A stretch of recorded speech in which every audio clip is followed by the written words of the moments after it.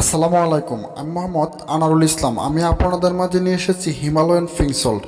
বর্তমানে Himalayan pink সল্টের উপকারিতা সম্পর্কে আমরা কম বেশি সকলে জানি।